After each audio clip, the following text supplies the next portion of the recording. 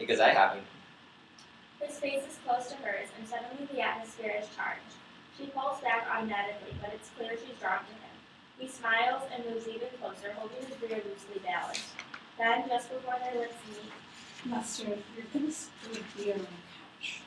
She's immediately sorry she said it, but it's too late. His smile fades, and the moment is gone. So what? It's just a couch. This is a $4,000 sofa upholstered in Italian silk. This is not just a couch. It's just a couch. He stands and gestures towards all the things in the room. This isn't life. This is just stuff. And it's becoming more important to you than living. Well, honey, that's just nuts. Carolyn stares at him on the verge of tears, then turns and walks out of the room before he can see her cry. I'm only trying to help you. Great, thanks, Dad. Okay, so what draws you into this? What calls out to you like about it? Or what kind of Immediate tension? I like that it's at a point where, just from reading this, like, you don't know which character you like more.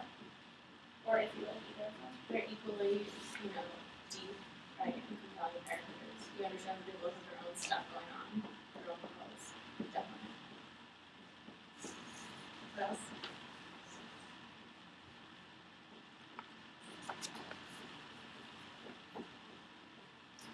The instructions that are given to the characters, you know how Carolyn brusquely says, "Where's Jane?" and then, Carolyn is taken aback and she's incredulous. How those directions match with the dialogue very well. Right. And you can see from this, like, they don't happen that often, so it's a real choice to put it in, and it has to be, kind of worth it. I just always think it's interesting to see, like, after every line they could put how he says it, how she says it, but they only choose to do it in sound, and I think it's interesting. Also, what about the stage directions for it? I think they immediately set up the contrast, like in the beginning, you start with him like using this remote control deep sea movie, like everything is like a little kid, and then he's on the couch drinking beer and his wife comes home and he's like pottery pot. So then that totally flips the expectation. Exactly. Yeah.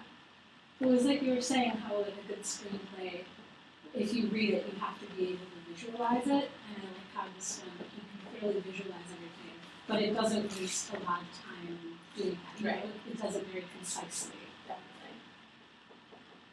I also like the beginning when it says the room 2 seems changed, sloppier than lived in.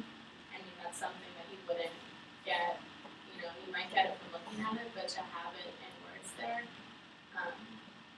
just really like sets up how this family has changed over the course of the film, where they are now in this scene, really like lands you there.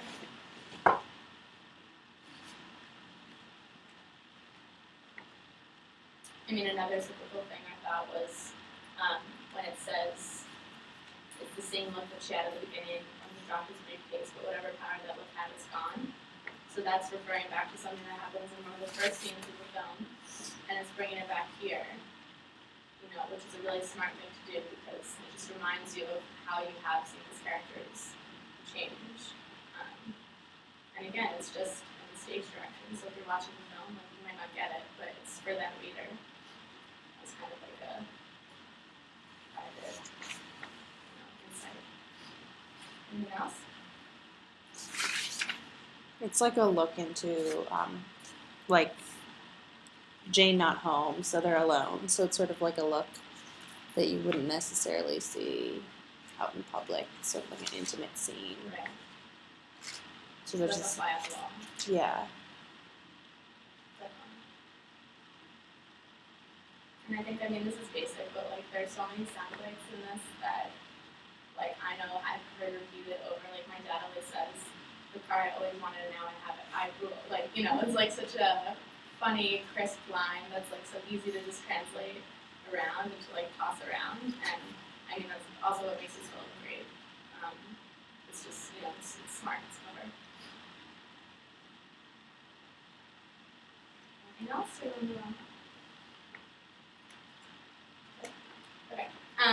So I just wanted to wrap up with an exercise because I think even if you do have like a great idea for a screenplay, the most important thing about actually writing one is to have well-developed characters that you understand and that you love. So I wanted just to do a character writing exercise. Because what's different about a screenplay versus writing another story is that in a screenplay, although 120 pages seems like a lot, it's really not, and it's really hard to choose, even if you have a character in your mind, it's hard to choose what scenes you want to show them in and what scenes you know that you can leave out that you can have the audience imagine them going through as well. So in order to be able to pick out, what you want to highlight and what can already, be told about the character, it's important to know them really well. So I just wanted you guys to take like 10 minutes to write about a character. It could be someone you know in real life or a character you have in your head. Write about, what they look like, what they do, how they interact, who they interact with, what they love, what they hate, what you love about